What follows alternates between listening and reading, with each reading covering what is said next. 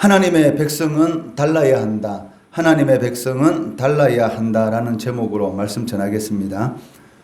오늘 본문 말씀은 그 이방인의 그 죽은 자를 위한 그 애도 풍습이 있는데, 그러한 이방인들의 이런 애도 풍속을 본받지 말라라는 그런 명령의 말씀입니다.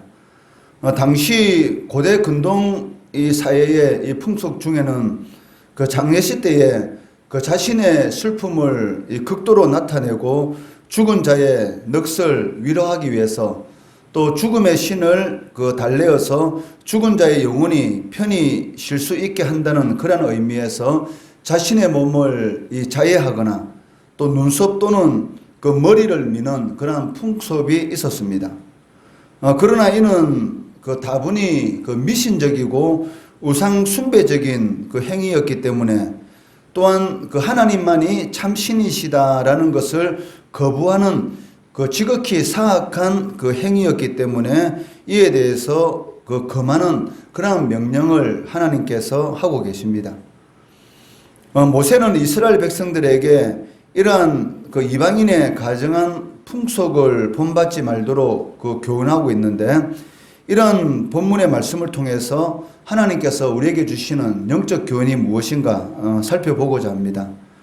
그 첫째는 그 죽은 자를 위해서 그 지나치게 슬퍼하는 것은 옳지 않다는 것입니다. 그 1절 말씀에 보시면 죽은 자를 위하여 자기 몸을 베지 말며 눈썹 사이 이마 위에 털을 밀지 말라라고 명령하고 있습니다. 이처럼 그 몸을 베거나 털을 민다는 것은 그 자해 행위를 그 말하는 것이고, 그만큼 이 죽은 자에 대한 슬픔이 크다라는 것을 그 외적으로 보이는 그런 행위이다라고 할 수가 있을 것입니다.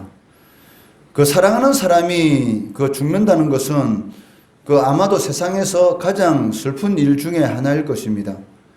그리고 사랑하는 사람의 죽음에 대해서 그 슬픔을 느끼는 것은 그 당연한 그 인간의 본성이다라고 할 수가 있습니다.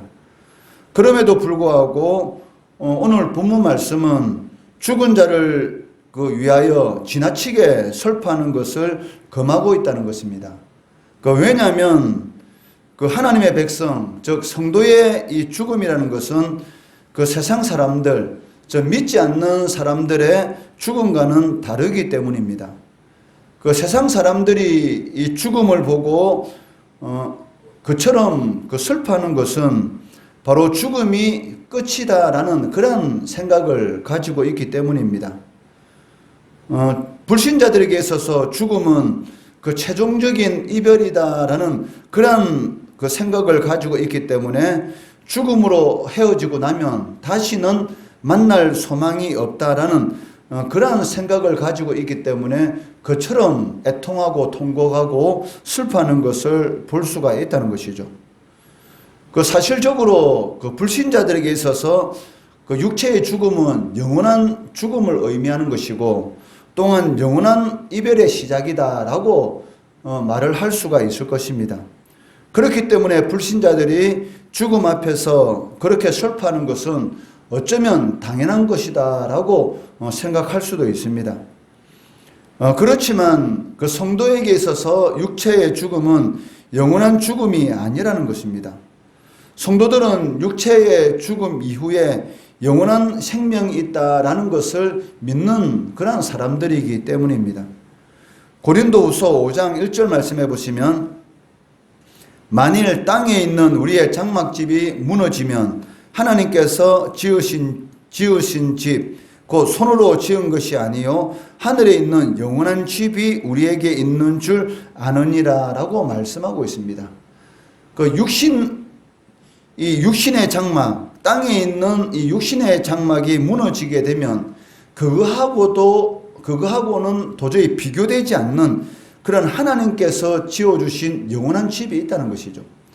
그렇기 때문에 성도들에게 있어서의 이 죽음은 그 형벌이 아니라 이 헌옷을 벗고 새옷을 입는 것과 같은, 즉 밤에 잠을 자서 새벽에 일어나는 것과 같은 그러한 하나의 가정이기 때문에 거기에 대해서 너무나 애통하고 슬퍼해서는 안 된다라고 말을 하고 있다는 것이죠.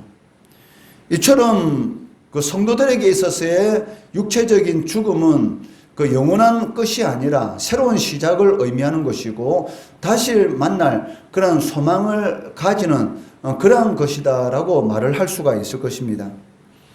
그렇기 때문에 성도들은 이 죽음 앞에서 지나치게 이렇게 슬퍼하면 안 된다는 것이죠. 지나치게 슬퍼한다는 것은 무엇을 의미합니까? 죽음 이후에 영원한 생명이 있다라고 말을 하고 있지만 지나치게 슬퍼한다는 것은 마치 그러한 자신이 지금까지 소망하고 그 믿음의 말을 하였던 그러한 모든 것들이 이 거짓말인 것처럼 그렇게 나타내는 그런 불신앙적인 행위가 될 수가 있다는 것이죠. 그렇기 때문에 성도들은 이런 죽음 앞에서 지나치게 슬퍼하지 않아야 되고 그런 모습을 통해서 소망에 대한 죽음 이후의 소망에 대한 우리의 신앙을 이 불신자들에게 나타내 보여줄 수가 있다는 것입니다. 성도들에게 있어서 죽음은 결코 끝이 아닙니다. 이것을 우리가 진정으로 믿는다면 죽음 앞에서 지나치게 슬퍼하는 그런 모습을 보이면 안 된다는 것입니다. 죽음에 대한 이 과도한 그러한 슬픔은 그 영원한 집에서 다시 만날 그런 소망을 그 흐리게 만드는 것이고 또 이 소망에 대한 그러한 신앙을 부인하는 그러한 것과 마찬가지이기 때문입니다. 물론 성도라고 해서 이 죽음이 전혀 슬프지 않은 것은 아닙니다. 성도에게도 이 죽음이라는 것은 이별이기 때문에 당연히 이 슬픔이라는 그런 감정이 일어나는 것이죠. 그렇지만 지나친 그런 슬픔을 가져서는 안 된다는 것이죠. 불신자들이 과도한 슬픔으로 죽음에 대한 자신들의 절망, 그러니까 불신자들이 과도하게 슬퍼하는 것은 물론 그 사랑하는 사람을 이제 잃어버렸다라는 그런 그 의미도 있지만 또 어떻게 보면 그 영원한 그 죽음의 시작이라는 그런 의미가 있기 때문에 자신도 모르는 사이에 이 과도하게 슬퍼하고 거기에 대해서 애통한다는 것이죠. 그러니까 자신은 모르지만 그 영혼은 알고 있습니다. 자신이 갈 곳이 어느 곳인지 이 영혼은 다 알고 있기 때문에 사실 불신자들이 과도하게 슬프는 것은 어떻게 보면 그것이 영원한 죽음의 시작, 영원의 형벌의 시작이다라는 것을 보여주는 그러한 그 일면도 있다라고 우리는 할 수가 있습니다.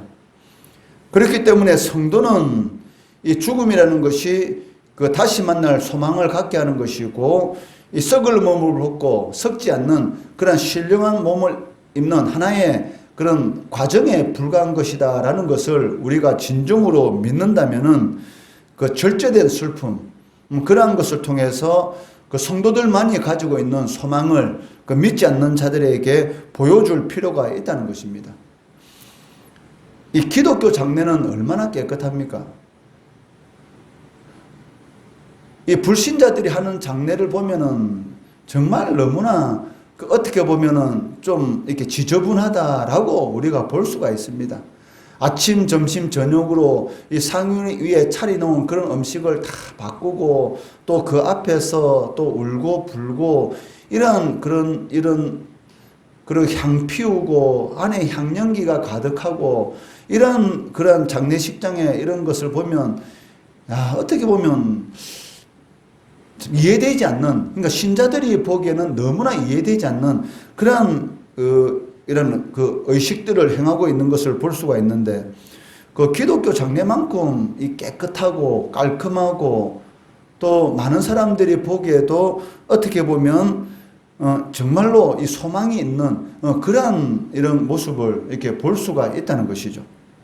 그렇기 때문에 그 성도들에게 있어서의 이런 장례의 모습은 영원한 집에서 다시 만나게 될 그런 소망을 이렇게 보여주는 것, 이것이 사실은 그 우리 성도들로서의 그 과도한 슬픔을 절제하는 그런 모습을 통해서 그 하나님의 영광을 나타낼 수가 있다는 것입니다.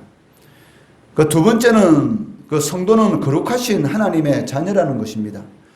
그 1절 말씀해 보시면 너희는 너희 하나님의 여호와의 자녀이니라고 말씀하고 있습니다. 피조물에 불과한 존재가 이처럼 그 창조주 하나님의 자녀가 되었다는 것은 너무나 놀랍고 영광스러운 일입니다. 우리가 하나님의 자녀라는 이 호칭, 이것을 마치 아무것도 아닌 것처럼 생각하는 그런 이 적지 않은 성도들이 있는데, 그것은 그 은혜가 얼마나 큰지를 제대로 모르기 때문입니다. 자신이 그 하나님의 이 자녀가 되었다라는 그 의미가 얼마나 위대하고 놀라운 은혜인가를 진정으로 알고 있다면은 그 하나님의 자녀, 이 성도라는 이 호칭 그 하나만으로도 감격하고 거기에 대해서 감사할 수가 있다는 것이죠. 그 에베레스트산 정상에 올라서지 않은 사람이 그 정상에서 보는 그러한 그 위대한 그 광경에 대해서 알 수가 있겠습니까? 그러한 것은 이 정상에 서본 사람들만이 느낄 수 있는 감정인 것이죠. 그러니까 등산가가 에베레스트산 정상을 정복하고 내려와서 그 밑에 있는 많은 사람들에게 아무리 그런 것에 대해서 이 자신이 느꼈던 그런 감격에 대해서 설명한다고 해서 그 정상에 올라보지 않은 사람이 그것은 알 수가 없다는 것이죠.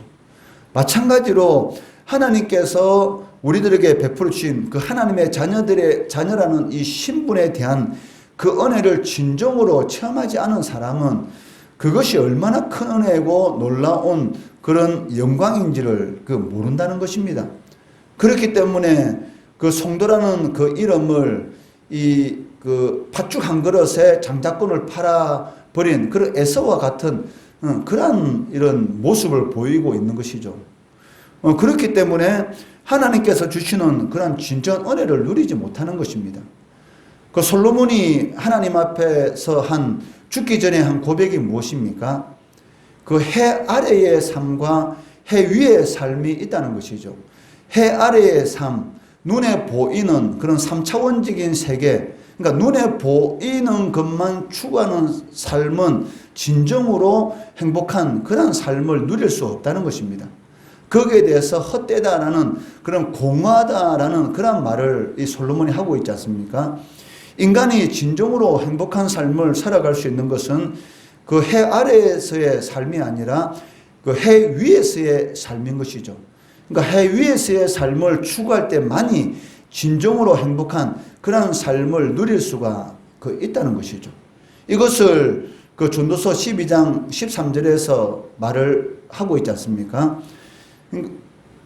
일의 결국을 다 들었으니 하나님을 경외하고 그 말씀에 순종하는 것, 이것이 바로 사람의 본분이니라. 즉 모든 사람이 행해야 될 의무다라고 말을 하고 있다는 것입니다. 우리는 이 땅에서 행복한 삶을 살기를 원하고 있습니다. 그런데 이 3차원적인 그 해 아래에서의 그러한 삶을 추구하고 있다는 것이죠. 그런데 진정한 행복한 삶은 이 4차원적인 그런 삶입니다. 즉 눈에 보이지 않는, 그 믿음은 바라는 것들의 실상이다라고 말하는 것처럼 눈에 보이지 않는 그 하나님이 주시는 그런 말씀을 따라서 살아가는 삶, 이것이 진정한 인간이 행복을 누릴 수 있는 그런 삶이라는 것이죠.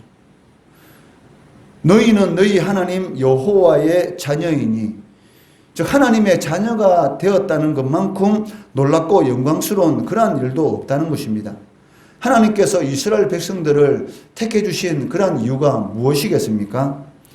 그 하나님을 믿는다는, 그러니까 하나님의 자녀로 삼아 주신 그 이유가 무엇이냐면 하나님께서 택하여 주셨고 또 하나님을 믿는다는 그 하나만으로 하나님께서는 이스라엘 백성들을 하나님의 자녀로 삼아 주셨습니다. 이것은 우리들에게도 동일하게 적용되는 것이죠. 하나님께서 창세전에 우리를 택하여 주셨고 또 우리가 하나님을 믿는다는 것, 그 하나만으로도 창조주 하나님의 자녀로 우리를 삼아 주신 것입니다. 그렇기 때문에 하나님의 자녀라는 이 신분은 너무나 놀랍고 영광스럽고 귀한 그러한 신분인 것입니다. 그렇기 때문에 당연히 하나님의 자녀된 그런 도리에 충실하도록 힘쓰는 그러한 삶을 살아가야 한다는 것이죠. 이전에는 우리가 죄악의 종로로 타였다면은 이제는 그 하나님의 자녀로서의 그러한 삶을 살아가야 한다는 것입니다. 이전에는 우리가 공중의 권세 잡은 자, 즉 마귀의 이런 지배 아래서 마귀가 이끄는 그러한 삶을 살아왔습니다. 제사를 지내지 않으면은 조상 귀신이 해코지할 것 같은 그런 두려움 가운데에서 평소에 우리가 먹지 못하는 그러한 제일 좋은 음식을 아무 의미 없이 상위에 차려놓고 그 앞에서 절을 하는 그러한 삶. 자녀들을 결혼시키는데도 이 무당을 찾아가서 점쟁이를 찾아가서 나를 받지 않으면 그 자녀들에게 무슨 두려운 일이 일어날 것 같은 그런 두려움에 빠져서 자신의 자녀를 결혼시키면서도 불구하고 이런 무당에게 점쟁이에게 허락을 받아야 되는 그러한 삶. 얼마나 어리석은 삶입니까? 이사를 가면서도 이 헤어 없는 나를 받아서 그 평일보다는 2배의 돈을 물리면서 이사를 해야 됐던 그러한 삶. 이같이 어리석은 그러한 삶이 어디 있습니까? 그러한 삶을 우리가 지금까지 살아왔다면 이제는 그러한 두려움에서 벗어나서 하나님이 주시는 그러한 평안은, 즉 하나님이 주시는 것은 두려움이 아니요 평안이다라고 말씀하시는 것처럼 이제는 마귀의 지배 아래에서 두려움의 삶이 아니라 하나님의 은혜 아래에서 이런 어떤 상황 가운데 있을지라도 평안할 수 있는, 천만인이 나를 둘러 진친다 할지라도 두려워할 수 있는 그런 능력의 삶을 살아갈 수 있는 그러한 은혜가 우리에게 임했다는 것이죠. 그런데도 불구하고 그런 은혜를 누리지 못하는 그 이유가 무엇입니까? 그 하나님의 삶으로서의 이 구별된 그런 삶을 살아가지 않기 때문이죠. 이것이 결국은 가장 큰 문제라는 것입니다. 성도, 거룩한 하나님의 자녀로서 부름을 받았는데도 불구하고 하나님의 성품, 하나님의 인격, 하나님의 생활 방식, 즉 세상적인 세속적인 그런 가치관을 추구하는 것이 아니라 하나님의 말씀을 따라서 하나님의 가치관을 따라서 살아가는 그러한 삶을 살아가게 되면 반드시 하나님께서는 우리의 모든 필요한 것들을 채워주시는 것이죠. 하나님께서 우리를 자녀로 삼으셨다라는 이 말의 의미는 하나님께서 우리의 모든 삶을 책임져 주신다라는 그런 의미를 가지고 있습니다. 저희 집에서 제가 일대의 신앙을 가지고 있기 때문에 우리의 모든 친척들을 믿지 않습니다. 근데 제가 예수를 믿고 우리 집에 우리 가정 안에 모든 제사를 다 없었을 때에 우리 친척들이 우리 집에 와서 저한테 뭐라고 말했냐면 그렇게 예수 믿으면 돈이 생기냐 떡이 생기냐 이렇게 말을 했습니다. 근데 지금 지나와서 돌이켜보니까 돈이 생겼고 떡이 생겼습니다. 그러니까 하나님을 잘 믿으면 돈이 생기고 떡이 생기는 것이죠. 그런데 이것은 이 세상의 삶의 방식을 추구하는 사람들은 이해가 되지 않는 것이죠. 어떻게 예수 믿는다고 돈이 생기고 떡이 생기냐. 그런데 예수를 믿으면 돈이 생기고 떡이 생긴다는 것이죠. 이것은 그러니까 이 눈에 보이지 않는 그런 이런 그 차원의 삶을 살아가는 사람들만이 체험할 수 있고 경험할 수 있는 것이죠. 어떻게 이 광야에서 고기를 배 터지도록 이스라엘 백성들이 먹을 수가 있었습니까? 어떻게 그 물이 없는 곳에서 바위를 지팡이로 때렸는데 그 바위가 쪼개지면서 거기에서 약 250만에서 300만 명이 먹고도 남을 물이 솟아날 수가 있었습니까? 이것은 거의 불가능한 일이지 않습니까? 그렇지만 불가능을 가능케 하시는 분이 하나님이신 것이죠. 그런데 이러한 하나님을 성도가 어떻게 체험할 수 있는가? 바로 하나님의 말씀대로 살아갈 때, 즉 하나님의 삶의 방식을 쫓아갈 때만이 그러한 하나님의 은혜와 능력을 체험할 수가 있다는 것이죠. 죽으면 삽니다. 자꾸 살려고 발버둥 치니까 죽는 것이죠. 이 수영을 잘하는 사람들은 이 물에 몸을 맡깁니다. 그런데 수영을 못하는 사람들은 물에서 발버둥 치다가 결국 물에 빠져 죽는다는 것이죠. 이 생존 수영이라는 방법이 있지 않습니까? 깊은 물에 갑자기 빠졌을 때에 자신을 구조하기 전까지 물 위에서 견디는 것이죠. 그 생존 수영의 방법이 무엇입니까? 그냥 물에다가 몸을 맡기고 그냥 가만히 떠 있는 것입니다. 사람이 몸에 힘을 안 주고 물에다가 몸을 맡기면 이 몸이 물에 떠요. 그런데 자꾸 그 물에서 자신이 살려고 발버둥 치고 힘을 주게 되면 자꾸 몸이 물속으로 빠져들어갑니다.